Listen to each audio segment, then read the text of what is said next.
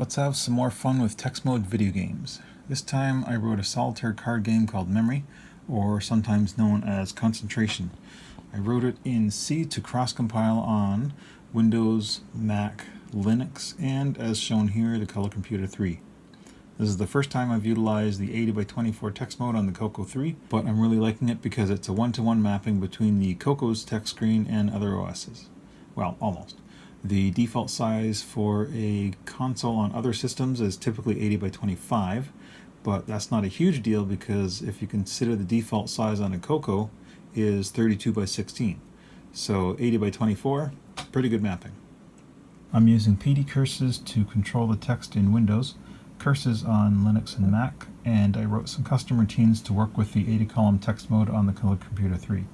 Once I switch to the 80-column mode, I also have to update the palette so the colors work across, or so the colors match across all systems. The memory for the 80-column screen is outside of the Coco's 64K address range, so I had to map the memory using the Gimme's MMU, and I also output directly to the video memory to improve performance. Also worth mentioning is the Coco 3 is running in high-speed mode, or just under 2 MHz. Let's take a peek at the game running on the Coco 3, and I'm using VCC as the emulator.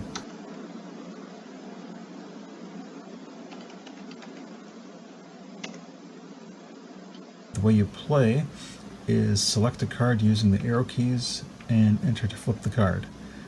You flip two cards, and if they match, they stay face up, otherwise they get flipped back over and you try again.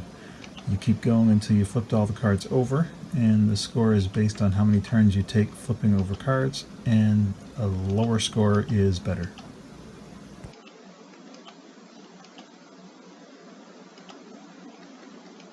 I'm not particularly good at the game, but my niece, she managed to get it in 56 turns.